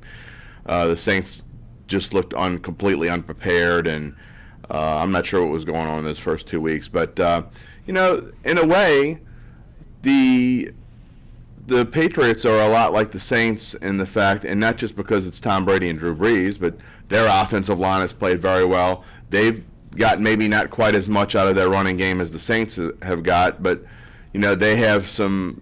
They throw the ball all over the place. They have a multitude of receivers, which Tom Brady always has, and their defense has played pretty well. So I think that the Saints and the Patriots compare pretty well, and you certainly could not only make a case, I think you'd be almost foolish to say that the Patriots aren't the best team in the NFL right now. Yeah, I think they're the only team right now I would say is maybe more complete, and I'm not sure they are more complete, but until somebody proves otherwise, it's hard to go against the Patriots because they've been so dominant for so long, and they did kind of dominate the Saints here at home. But that game took on a complexion early. They got a quick lead, and they were able to control the game. And, I think that's one thing I would say. My years of covering the NFL, you can't sometimes just look at a score and use the transitive process or whatever where they won this game by that much, that means they're that much better than the other team. It doesn't work that way. Games take on a life of their own. Sean Payton addressed that, talked about that yesterday. They came into the game expecting to try and be balanced, but they didn't think they were going to run for 300 yards. It just played out that way, and once it did, they started running the ball more. They had some success. If they played Buffalo in 2 weeks, it may be a completely different game. I think the Saints would still win and still win handily, but it may not play out that way where they just dominate on the ground. Speaking of which, isn't it hard to believe that to show you how well the Saints played just as a whole, that we basically went through an entire hour of a show without talking about Mark Ingram? Because I don't care what anyone says, Mark Ingram was the player of the game yesterday. I agree. He ran extremely well. And he usually does. I mean, but I have some friends who just don't like and there are a lot of Saints fans that don't like Mark Ingram, which I, to this day, cannot fathom why they don't like this kid, because he runs. But I had a friend on Facebook post yesterday, look at Mark Ingram, he's really running hard today. My response was, he runs hard every day. Always runs hard. He's very difficult to tackle. I don't understand that either. I've written a couple columns addressing that. He's one of the most popular players in the locker room. His teammates love him. I don't know if it's just the Alabama factor or what. It's got to be. You could argue that besides Drew Brees and Cam Jordan, he's the most important player on this team. Well, I would say that he's the best running back they've had, complete running back, since Deuce. Oh, there's no question that that's true. Yeah, I agree with it. And I guess you could make a case for Pierre Thomas, but no, he's better than Pierre. He's better than Pierre Thomas overall. All around. He's a better just pure runner between the tackles, a little more explosive. And he always runs hard. We're going to hear from Larry Holder around 11:30. He's going to call in. He's checking in from, I think, making his way back from Buffalo. Looking for his visor. Jim Derry sitting in, ably pinch hitting for him. But first I want to go to some audio we got from the locker room yesterday from Drew Brees talking about the Saints win. And Drew Brees, of course, senatorial, as always, in his responses. And he was asked about the balance on offense that you were alluding to, Jim, and about this being a complete team and if it makes his job easier as a quarterback. And here's what Drew had to say about that. Absolutely. Yeah, I think when you look at, I think our productivity in the run game and certainly the way the defense is playing and just how complimentary we've been. I think today was, a lot of things came together today, and we executed very well today. We still had to block them. We still had to find the holes. We still had to, convert the first downs or the third downs and keep drives alive. Be efficient in the red zone. But man, all in all, I'd say it was a pretty good day. And Drew was also asked about the running back tandem, the 1-2 punch of Mark Ingram and Alvin Kamara. Let me just add in on this. Mark Ingram right now is ranked 6th in the NFL in rushing, 672 yards. He's averaging 4.6 yards a carry. He has 7 rushing touchdowns, tied for the league lead in that department. Alvin Kamara, with 417 rushing yards, is 22nd in the league in rushing. And those two combined, Mark Ingram's 7th in yards from scrimmage, and Kamara is 13th in yards from scrimmage. That's including receiving and rushing. It's amazing. I know. So, I mean, I don't think we've ever seen a 1-2 punch like these two guys. And Drew Brees was asked about that running back tandem. Let's hear what Drew had to say about Alvin Kamara and Mark Ingram. Say this, they're both so versatile. Really, there's not an element of this offense that you would say one is better suited than the other. They both can do it all, really, and it's unique to have two guys like that. So regardless of the situation, we can plug and play. But what's fun is to watch one guy having success and the next guy comes in and he has success, and they're both feeding off one another. They're both competing, and yet, it's at the end of the day, they're such a tight-knit group, just that running back room, and they both understand that they're going to get their opportunities to help us succeed. You know, I mentioned Chuck Muncie and Tony Galbraith, who were quite a tandem. Good call. Back in the late 70s. But this duo really reminds me of Dalton Hilliard and Reuben Mays. And because Ingram and Mays are sort of alike, and Hilliard, I mean, I don't think Kamara is quite as powerful as Hilliard was, but that duo, if you think back, and for those of you old enough to remember those two playing, I mean, you'd have to be at least 42 or 44 years old to remember, but because it was 30 years ago. But I mean, don't you think that this duo kind of reminds you of those two a little bit? Yeah, I would say so, especially with Kamara's receiving ability out of the backfield, the way Dalton Hilliard caught the ball in the backfield. He was a tremendous receiver. Although he scored like 23 touchdowns or something one year. Yes, he had an incredibly productive year. And look, those guys have been a big reason behind the Saints' 7-2 start. And Drew Brees was asked about this 7-2 start and what's been the secret behind the successful start. I mean, did I think we'd rattle off 7 in a row? You know, I'm not sure, but I think I knew that we were much closer than people gave us credit for. I knew that the tide would turn at some point. You hoped it would be sooner than later. You just need a little bit of validation for you know, the process and for all the hard work and dedication that we all had put in and the expectation level that we had for this season. And listen, you know, we played 2 really good teams to start the season, you know, at Minnesota and then New England. I think we felt like if we just kept plugging away, we were going to break the seal at some point and then look out, you know, and sure enough, that's what's happened. I think that we've continued to get a little bit better each and every week. It's still not perfect. There's still things that we can clean up. But you know, when you walk away from a victory like today, where, you know, it's a very tough environment to play against a very good team, to win the way that we did, you know, certainly gives us a ton of confidence moving forward. And I agree with that. I mean, the fact that each time they stack up these wins, it just instills a little more confidence in this team. And right now, I think they're brimming with. I think they can beat anybody in the league right now. I think that's what Amos said. I think you got these Ohio State kids and even Sheldon Rankins at Clemson, and I mean, these kids come from. I mean, not only are these kids talented, elite programs. Is that what you're saying?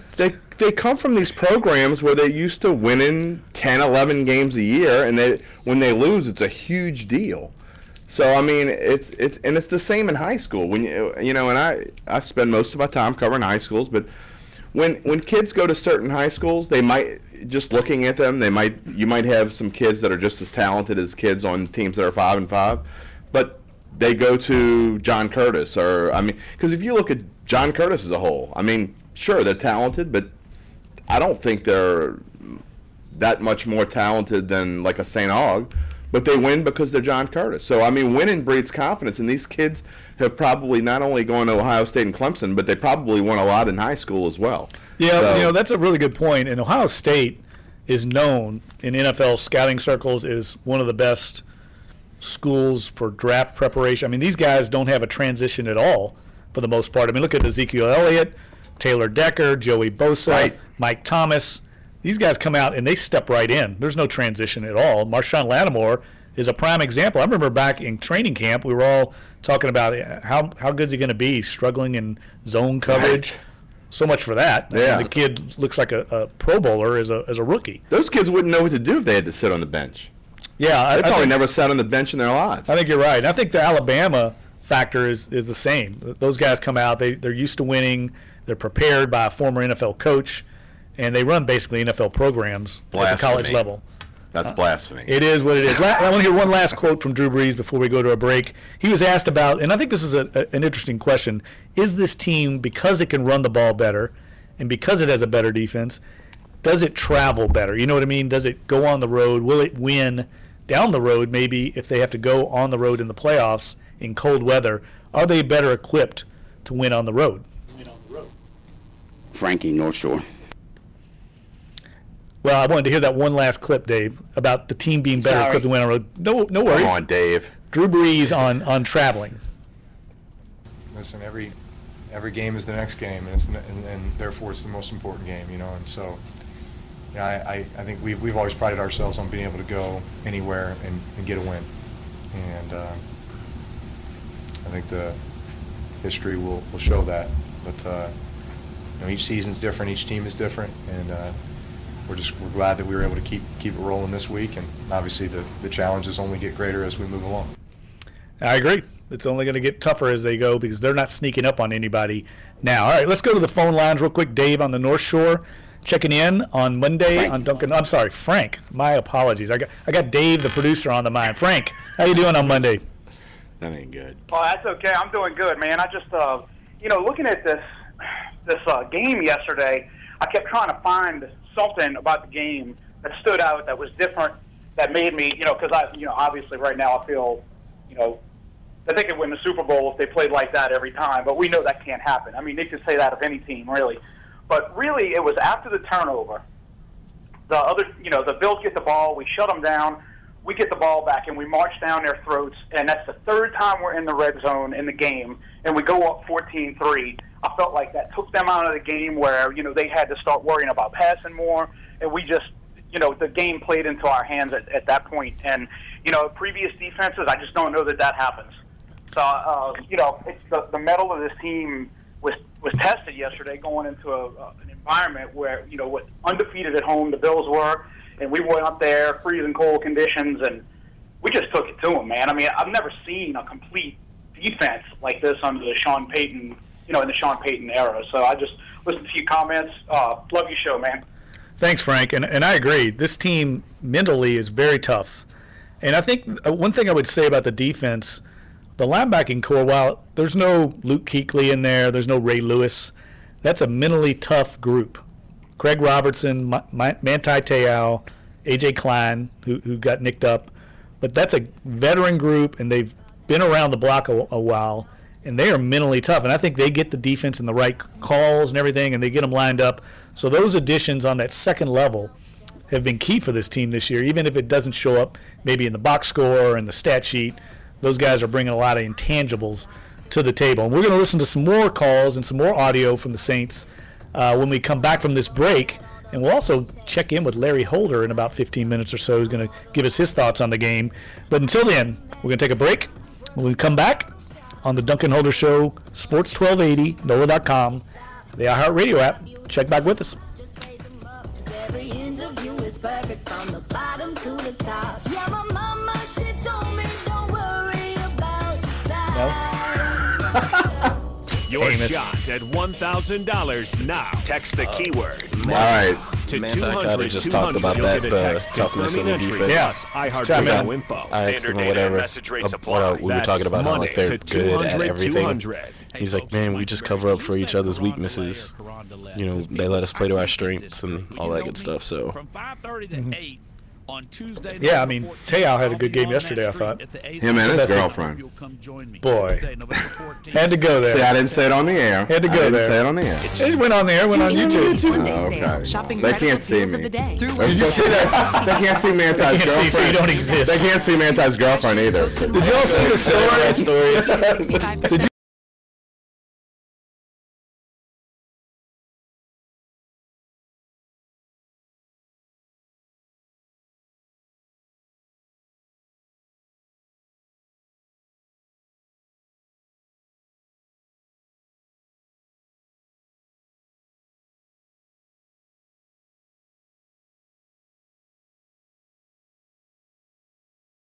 No way. Yeah, and carry on relationships with fans. And retail sales, which are crazy forecast to come story. in flat for October. You have to read it because it's more. Did she do anything that was inappropriate besides? She got fired for being or using the wrong name. It's too much work, man. I'm sorry. Like I just don't have time. Did she do a good job? To put you. She was having women, to the internet, White Sox fans send nude photos of her.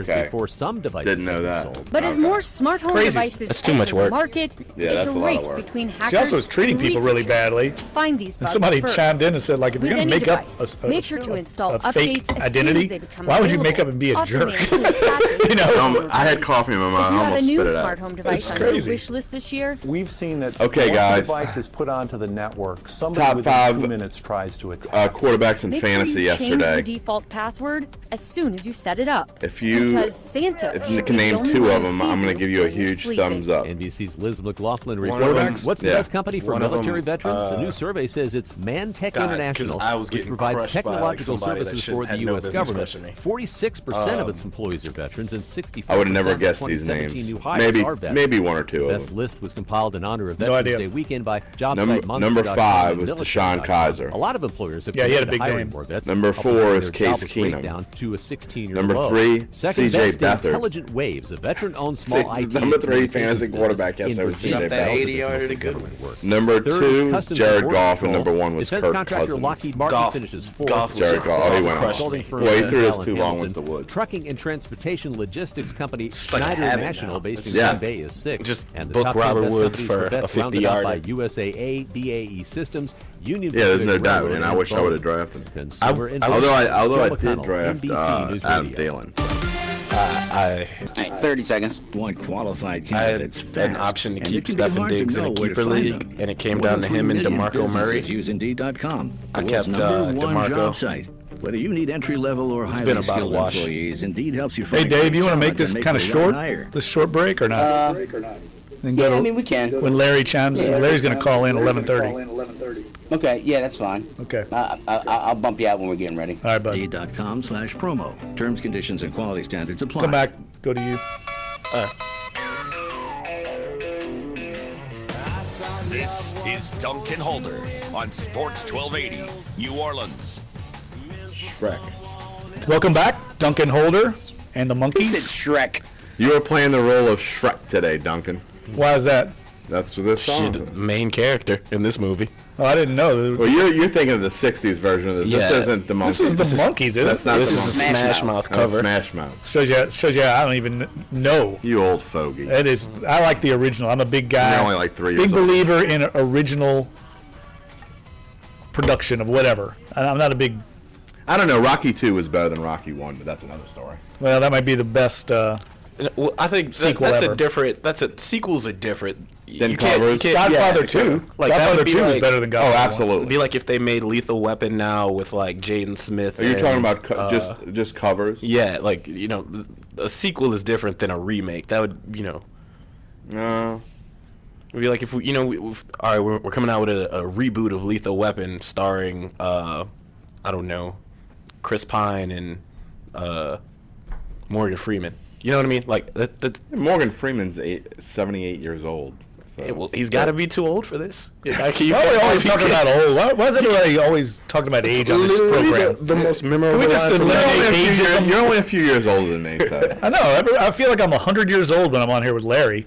He acts like he's 20 and I'm like 80. Well, but it sounds like when it comes to music, if it happened before 2000, you never heard of it. Well, that's pretty true. I would have to agree with that. That's Larry too, though. All right, I want to go back to some Saints talk real quick because Amos didn't get a chance to chime in on the linebacker talk because you've had some conversations with the Saints linebackers. They kind of get overlooked also in the media. We don't talk to them a lot, but all three of their starters are good guys to deal with in the locker room because they're veteran guys that have been around a little bit and have some perspective on what's going on here in New Orleans. Yeah, and even though they're, not, you look at that group, a lot of those guys haven't been here long. Craig Robinson's just with his second year of the team. A.J. Klein and Manti Te'o are in their first year with the team. Klein has seen the Saints play, for years, when he was with the Panthers. And, Robertson just fits into the system really nicely. So it's just that's been a group that, even when they were struggling defensively in those first two games, that group was playing, pretty consistent ball and was kind of a steadying factor. I think that, once the defensive line was able to kind of step up their play and the secondary was able to step up, and they were able to, that line is the linebacking group has just been, they've just been solid. I agree. That's a great way of putting it. They're solid, and that's better than what they've had in the past, which is very leaky. I mean, we've already forgotten about Stephon Anthony, who's already been traded away, a failed first-round draft pick, but it hasn't mattered because this team's done a good job of replacing him with some veteran guys that get this team lined up. They're not out of position. They fit the run really well, and I think Sean Payton said that after the game yesterday. What's one thing that gets lost in defensive evaluation? We concentrate on the pass rush because we see the sacks, we concentrate on the turnovers, and we concentrate on Marshawn Lattimore's coverage ability. But this team stops the run really well. I know every once in a while they give up a big gainer. They gave one up early yesterday. But for the most part, they're hard to run on. Yeah, but what great running backs have they faced besides yesterday? What they would have faced McCoy had the Bills not given up on the running game after like the first quarter for some unknown reason. Well, that's what happens too. Once you get a lead, you're playing catch up, and that was not. But still, I mean, Buffalo's plan. I did not understand that game plan at all by Sean McDermott and. Well, they got down, Jim. I know, but it's still a 14-3 game. You don't give up on your game. I'm talking about. I'd like to see I'd like to go through the play-by-play and see how many carries McCoy had after the first quarter. I remember though, it seemed like they were running first and second down. They just weren't getting anywhere, and then he was having to throw in the third and long. That's a recipe for disaster. And Tyrod Taylor just didn't have anybody open. He was trying. He was awful yesterday. McCoy finished with 8 carries, 49 yards. That is 6.1 yards a carry, but you do remember he did have that one long that 36-yarder was pretty much all of his total. He had at least three runs on the first drive, if I remember correctly. So then he had 5 after that. Basically. They completely abandoned their running game, which makes no sense. Well, here's some stats to kind of back up the Saints' start. I did some research this morning before coming on the show. The Saints are number 2 in the league in total offense. They're number 3 in scoring offense. They're number 8 in total defense, and they're tied for 5th in scoring defense. Those are the 4 major statistical areas in team stats in the NFL. The Saints are one of 3 teams, along with Jacksonville and Minnesota, that are in the top 10 in all 4 categories. So that speaks to how complete this team is, how balanced it is, and I don't think you can deny it. I mean, those stats, I know sometimes people say stats are for losers or misleading. I don't think so in this case. Well, I think you got to take into consideration in terms of what Buffalo was trying to do offensively. For comparison, they had the ball for 18 minutes and 37 seconds. The Saints had the ball for 41 minutes and 23 seconds. I mean, you can't carry the ball if you don't have it. No, but still, I'm talking about just the first half.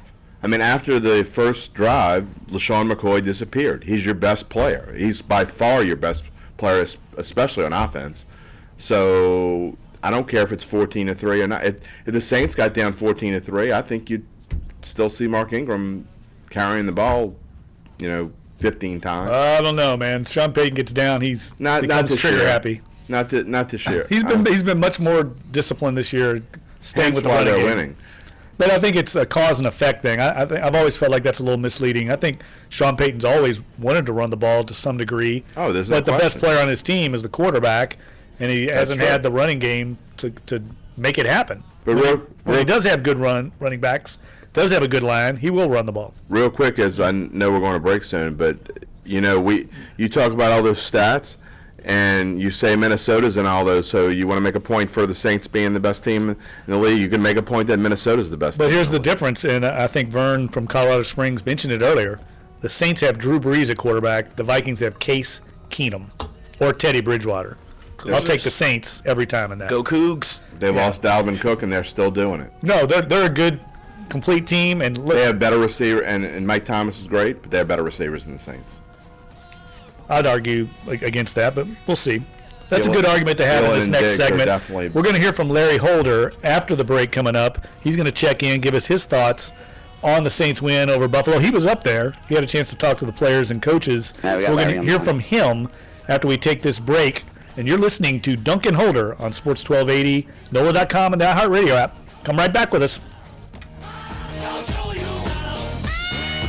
Your forecast on Sports 1280, New Orleans. What's up, bud? This thing at the bottom. This report is... All right, 2 minutes, and we got Larry. All right, I'm going to... Thermometer. From the Fox 8 Weather Center, meteorologist Bruce. Whenever you leave, sometimes you don't come back. Mostly sunny skies. High temp at 74 degrees. Now tonight, going to be chilly. Some upper 40s. You're driving the bus if he doesn't come back. And as we get through the midweek, we're expecting highs only at 72 to 75. No mention of rain. Mostly sunny skies. Daytime highs again pleasant with overnight lows cool in the 50s both north and south. From the Fox 8 Weather Center, I'm meteorologist Bruce Katz with your Weather Authority forecast. The Exogen Temple Scanner Thermometer is doctor recommended and backed by more medical studies than any other thermometer. Your family's healthcare deserves the best. The Exogen Temple Scanner Thermometer. Like,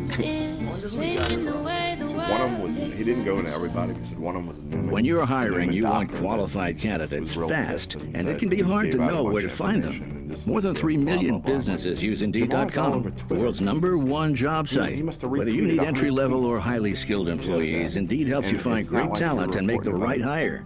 Indeed is offering new users a $50 credit to give their first job post premium visibility as a sponsored job. Redeem this offer at Indeed.com/promo. That's Indeed.com/promo. Terms, conditions, and quality standards apply. Are you taking Viagra for ED? Well, now you can get sildenafil, right, 1 minute. active ingredient in Viagra, in generic 20 milligrams for $2 per tablet. That's a savings of $40 per dose. Not the first Did he one. just wander off? North Carolina Yeah, he had this. Pharmacy I delivering think generic sildenafil he to talks your about door. age. He didn't want us to talk about age, but I think he couldn't hold his bladder. Dang. No, he's back. He's back. Throw him under the bus. I throw Dunc under the bus all the time. Damn. 4 million miles of open American. Talking about your age, you couldn't wait another 25 minutes. Keep your car running newer, longer at Firestone Complete Auto Care. Can't deny that. I'm with you, buddy. Flomax is your friend. Whatever you drive a Firestone. Offer valid November 16th through 19th. Eligible tires only. Additional fees may apply where lawful. All right, here we go. See store or driveafirestone.com for full details.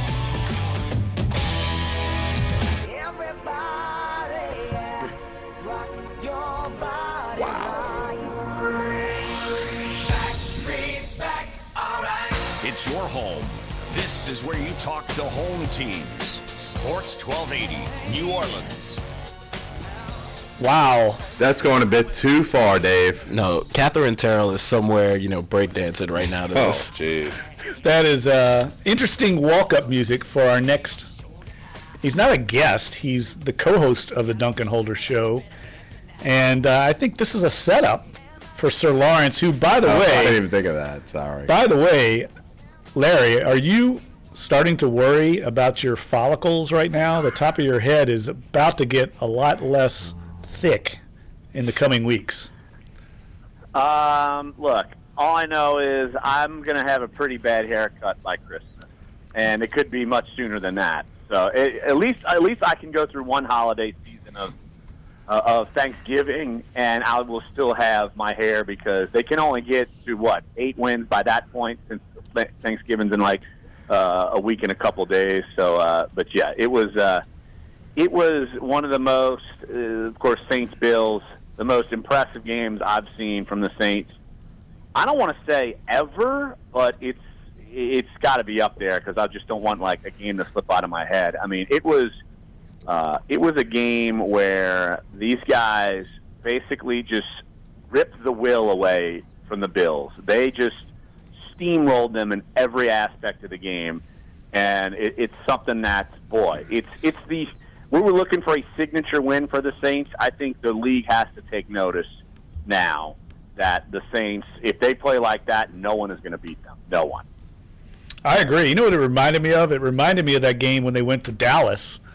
I think it was a Sunday night game when Bill Parcells was coaching the Cowboys, and Mike Carney had like 3 touchdowns as a fullback, and the Houdat Nation just took over Texas Stadium, I think it was, in that game. What about the Monday night game against the Patriots?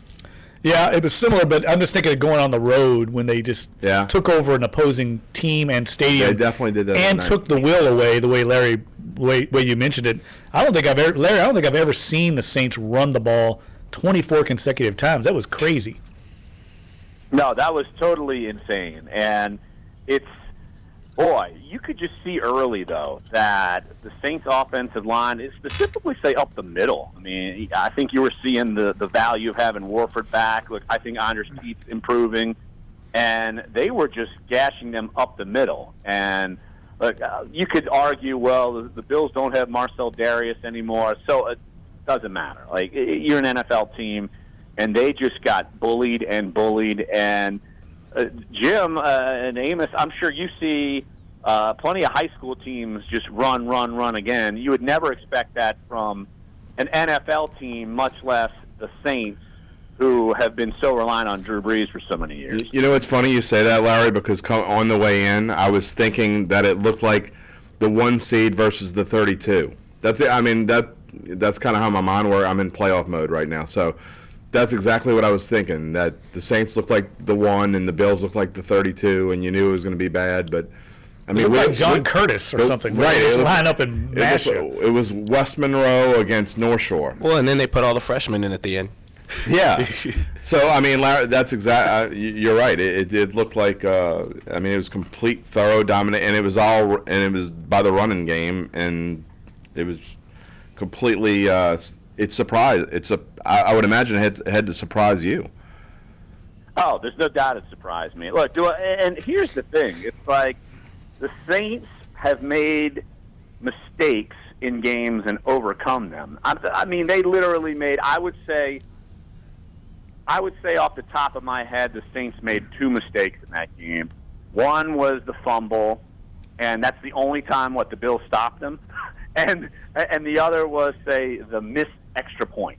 And then Will Lutz comes in later and makes a 53-yarder. So, but yeah, you could just see in that locker room after the game that this team believes. And I feel like I've said this before, and you could still argue, oh, well, look, yeah, they believe, but they're vulnerable in some spots. And look, even after the game, I talking with Teron Armstead, he says, look, sometimes we're going to make mistakes, and he's been saying for weeks, and all the other players, like, we need to get that complete game to really kind of put the pedal to the metal, and that was the complete game. And look, it's something that I don't think the players anticipated would be happening against Buffalo. Look, they were 4-0 at home before the Saints demolished them. And look, I don't think anyone in that building on Airline Drive assumed that it would just be a total domination because of the way they played in the last few games, winning but still making some mistakes throughout the winnings. And look, this was something that I don't know if the Saints can replicate, but it shows. Like I said, I keep harping on this. It shows the rest of the league that the Saints, they can put it together on offense. They can put it together on defense, and they can put it together without having to lean on Drew Brees, which I think is even scarier for other teams because, what happens if the Saints try to, a team tries to take away the run? Well, Drew Brees can still sling it. So, it just shows you how multidimensional this thing is. And Larry, you were prescient, I might add, with your Sheldon Rankins column last week because the guy comes up with a big sack and then probably the biggest defensive play of the game, an interception that almost turned into a pick 6. I made sure to go tell him in the locker room who to thank, and he thanked none other than me. No, and he's like, man, he's like, you had my back all year, and I saw that. So, of course, it's like the holder bump. Come on, hey, it's just got it done. But it's just guys can make plays. And look, let's be honest, the defense, they were shorthanded. Kenny Vaccaro was out. A.J. Klein left with an injury, and it's just plug and play. And look, even P.J. Williams was in there as their nickel corner, and he had a pass breakup deep. But look, they took everything away from them. So look, Alex Okafor had a couple batted passes. And it's everyone across the board. But yeah, this was Sheldon Rankins' time to shine. You could kind of tell after the game he was pretty pleased because, like I said, last week on the show on Friday, I said the guy literally needed a hug. He was being too hard on himself. And look, when it rains, it pours. And, he almost got the big man touchdown on the return. Well, and I'll tell you, one thing I noticed with this, and I'm a big observer of these kind of things, when Rankins made that play, you could see all of his teammates running to his side. They know that he's been kind of down on himself, and they rallied to his side. You know that they felt as good about what happened and that it happened to him as he did because they know that he's been contributing, doing a lot of the dirty work inside. And that's the hallmark of this team. It's a very close team. I think they like each other. There's not a lot of cliques in the locker room, even though there's different age groups. This is a very tight team, and I think a team that likes each other and has really good chemistry right now.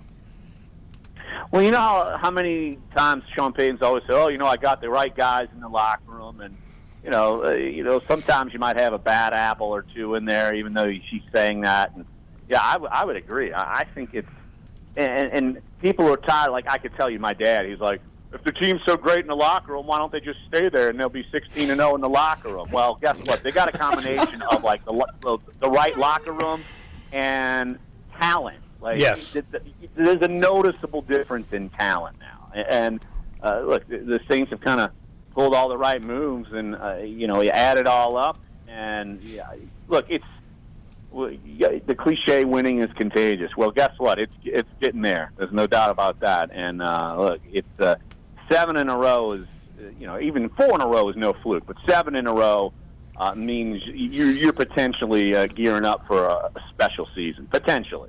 Well, you talk about the guys in the locker room. That's what the Manti Te'o was just talking about, was the chemistry that whole defensive unit has, and just the chemistry the team has. And he was also talking about how these guys seem to keep playing to each other's strengths. They know each other's weaknesses. They know, if I'm doing this, the guy next to me. And that's something that I think with this team, is something we haven't seen in a while. Yeah, and you even look at, say, the linebacker core in general. Look, Te'o comes in and he plays the bulk of the snaps because A.J. Klein is out, but it's not like Te'o doesn't know what to do on the defense. It seems like, specifically, say, just pointing out that position, guys are interchangeable, guys are versatile, guys know what they're doing, and they're not all pro guys, but they're good enough to make plays. And we haven't seen that specifically, say, at linebacker in a long time, back in the the good old days of 9, 11, that sort of thing. But you look at just them goofing around after a play and taking the pictures and whatever and all that stuff. And it's not just like one group. It's like all the position players, they all come together. You could just tell that they're in sync, the talent's better, and that you got to obviously give Dennis Allen a ton of credit for getting this thing done. And honestly, look, you got to have to give Sean Payton credit for kind of staying the course and playing the guys who he thought they needed to play right away, all these rookies and young players. I mean, it's all come together. Larry, what was the sense, what kind of feedback did you hear from members of the local media in Buffalo? What were they saying, or the moans and groans that you might have heard from them? Yeah, I think that they were as surprised as maybe I was. And I would say there was a lot of national media there actually yesterday as well. USA Today was there, NFL Network was there, NFL.com, Washington Post, ESPN, national reporters. So, this was a game where people thought this would be kind of a big test. And I don't think anyone, whether it's anyone from the Buffalo News or anyone nationally, thought the Saints could pull off a game like this. And a lot of times national media, they'll try to read up on what's going on locally but not have a total tie-in, and they'll ask me, and I was like, I didn't see them being able to run the football with no problem at ease. You just don't see that in the NFL. And so the fact that it was just total domination, I think just shows that, like I said, when the Saints, they have this ability in them. When they play like this, no one in the NFL can beat them. And like I said earlier in the interview, I don't think that the Saints are going to put together 8 games just like this. They're going to run into some adversity, but they've already shown they can overcome adversity. So now they're showing what happens when they don't have it, and it's going to be dangerous for the rest of the league, the rest of these games. Who'd have thought that the Rams would be the game this year that would really let you know if the Saints are a true contender or not? That's going to be a fun one to watch. I would not have thought that either. Larry, you're back in the saddle tomorrow, right, big dog? Oh yeah. Or you're just going to take the week off? Hey, I might take. Look, I'm just going to run and hide so no one touches my hair. You might have to do that. It'd be easier to wear your visor. Well, you did get lucky in regard to the weather, right? It was not that bad up there. We were all worried about how cold it was going to be. It wasn't that bad. No, it really wasn't, and I think that played into the Saints' hands. And even so, look, they didn't need to risk Drew Brees throwing the football, even if it was a little cold, like it wasn't freezing or anything. And look, they played the game they wanted to play. They did everything they wanted to do, and 47-10. Look, I've been joking the last day. The streaker gained more yards than the Bills did at that rate when he came on the field in the fourth quarter. So, look, total domination. But look, the Saints, they got to gear up for Washington. You know, that's not going to be some cakewalk. So, look, not every team's going to be able to get bullied around, and I'm curious to see how they rebound after now knowing, look, when they play this well, they can be dominant. All right, Larry Holder checking in from Algiers Point, I believe, back in New Orleans after his trip to Buffalo yesterday. Buddy, we'll see you back in the studio tomorrow. Thanks for checking in, and we'll get back after it tomorrow, man. All right, will do. See you guys. There's Larry Holder, co-host of Dunc and Holder, checking in with us, giving us his thoughts on the Buffalo Bills and New Orleans Saints. And Larry's as bullish on the team as I am right now. How is it possible to not be bullish on what we're seeing right now from the New Orleans Saints? And we will wrap it up with our final segment after this break. Coming back, we're going to talk with Amos and Jim about where this team goes forward. And we'll take some phone calls if you want to check in, 504-260-1280. You're listening to Dunc and Holder on Sports 1280, NOLA.com, and the iHeartRadio app. Clay Travis. I'm a First Amendment absolutist. Morning 5 to 8. I open up phone lines. Yeah, I want to get your and let people thoughts just on tee like off on me and say I'm racist. what can Why hold do this I do team that? back. Because one, I know what I'm not concerns racist. you have. And two, 'Cause we're I think that talking about how allowing great more everything voices is. to talk is always We got to better add a little than reality to less. the situation. 1280, New Orleans. Yeah. Join parents and I know experts exactly what I'm at gonna say, Understood.org, so. a free online resource about learning and attention Still issues not convinced, designed to so. help your child thrive in school JD, and in he's life. just- he's been hurt by them so Because many years. understanding is everything. Yeah, he's like a scorned lover. He just can't. He doesn't want to let them hurt him. Scorned lover. Get a family 4-pack to the Audubon Zoo for just $38. Check out the exotic mix of animals from around the globe. Don't miss the Watoto 4 years, Moth, so the playful 9 monkeys, games is or the gonna mysterious change my white opinion on alligators. it. Go to I'm not gonna say that. I'm not gonna say that on the air. I know what you mean. Well, look, here's the way that you said a bartender named Juan at Cooter Browns when I go up there and watch games. He was a diehard Saints fan, and he had a great line about the Saints. If you're an old school Saints fan like Jim is, he said the Saints are like your alcoholic older brother. You know, you keep giving a second chance, but you know he's just going to screw it up. And that's kind of the way I feel like you feel right now. Yeah, pretty much is. Like, you know, as soon as you give him a chance, he's got himself cleaned up. You come home, you find like broken bottles, and your TV gone. Exactly. Falls off the wagon. Is the annual French Market District tree Yeah, lighting in Washington that's a Artillery good way to Park, put it. across from Jackson. At 30 seconds. November 16th, with a performance by the Louisiana It's years and years, but look, when Drew Brees is there, everything's changed. Learn more at FrenchMarket.org. He's been here for the last 3 years. That's what I'm saying. Well, I know, but he gives you the chance. They had to do everything else around him. 16 times a day, They weekdays. had to improve everything around The him. difference is the When you hear the defense, keyword, but do I think the text it to defense is going to play like this the rest of the year? Listen all day for a Yeah. chance to put a grand I'm with you in on your that. hand We'll on get your thoughts on that. 1280, There's New more Orleans. talent though. I agree.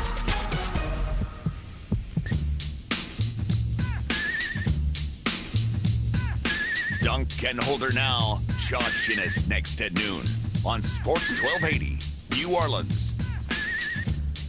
Welcome back to your Sports 1280 Social Aid and Pleasure Club, the Dunc and Holder Show. Breaking it down for the next comparing 10 us to minutes. Zulu?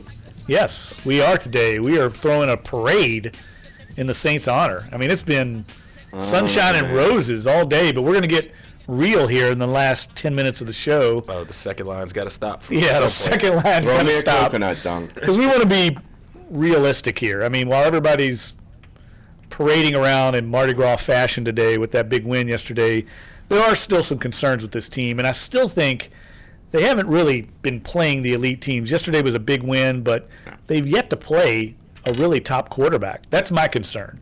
When they did play one, Tom Brady lit them up. And I don't know. That's the one thing I worry about is... You mean Brett Hundley's an elite quarterback? Hey, Matt Stafford did almost engineer one of the most epic comebacks in the history of the NFL against them, so you might have a point. And he was banged up in that game and really couldn't move around, and everything was a three-step drop. He was limited, and then they basically just played a run of bad quarterbacks. After week 2, the Saints have played almost every team at the best possible time they could have played them. But they're due that. I wrote that. I don't disagree with that this at all. This team was due some breaks. I don't disagree. I completely agree. But I'm just saying, if you want to come back to reality a little bit, just realize that. because I don't deny they don't deserve breaks, because they do deserve breaks. They've had everything bad that can be thrown at them over the past 3 years thrown at them, although some of the bad breaks they've made themselves. Yes. But you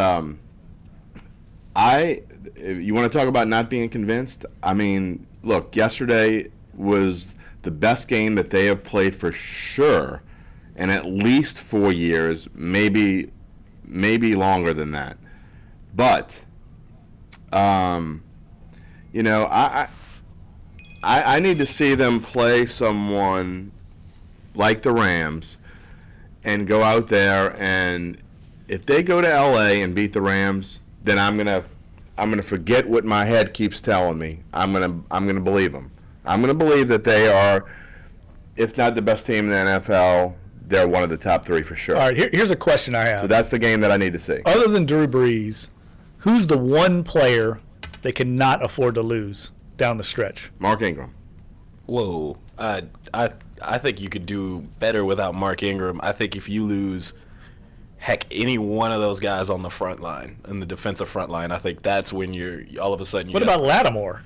I think you can make, if you've still got the pass rush playing the way they are, that'll help cover up for a missing Lattimore. I think, you know, if Cam Jordan, for whatever reason, can't play a game, I think you'll all of a sudden see, all right, now we could shift protection over to Alex, and, you know, we don't have to worry about Trey Hendrickson, even though he's playing well as much as we do. You know what I mean? I think they can win. They can win without all that. I think you lose Mark Ingram, you go back into that same old funk that has caused them to lose so many games and become one-dimensional, and everything relies on the arm of number 9. And look, he is a Hall of Fame quarterback. There's no question about it. But when you have to go that route all the time, that's what would happen, because you're not going to give the ball to Kamara 20 I think times. Kamara can be an every down back. I think just from what he's able to do, from the versatility he's shown, you know, and this is something he's talked about. About 2 minutes. He's talked about it, you know, that you know, and Zach Lyon even said sometimes I don't even know if it's a run or a pass unless you know, they tell me the play, and, because, you know, if I just look at the formation, you know, Kamara could catch it, he could run out, he could, you know, be the check down guy. There's so much he could do. I think that's why I think, you know, even if Mark's out, you know, what they've shown on offense, what they've put on film will still allow them to be effective running the ball. I think really if something happens and that defense isn't able to consistently get pressure on, like you said, it's not been the elite quarterbacks, but it's, you know, it's helping. Think of the teams that are good right now. They all have dual-headed monsters at running back, and the Patriots have like 3. They've been able to run the ball with a bunch of different guys, and Minnesota runs it with, you know, McKinnon and Latavius Murray, and I mean Minnesota's defensive line except for Dallas also balling out of control right now. That defensive line is really good. All right, well, no more of the doom and gloom. This was going to be a happy hour with the New Orleans Saints winning 47-10. Well, it took 3 minutes. I know, but we had to throw in a little reality to the cause, because that's what we do as journalists. Yeah. That's what we do. We have to be objective.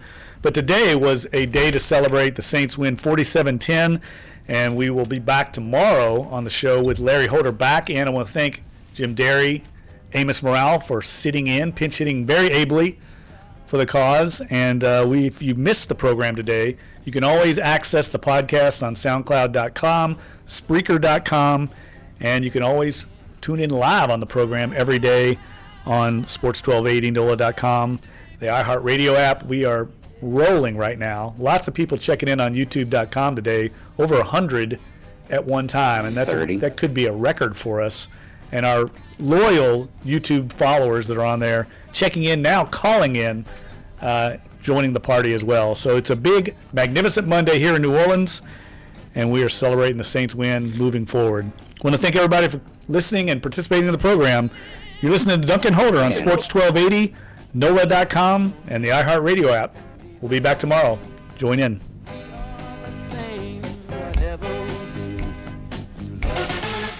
Favorite show. All right, good job. Thanks, buddy. Thanks, Dave. My favorite song ever there. Good job on you too, Derry.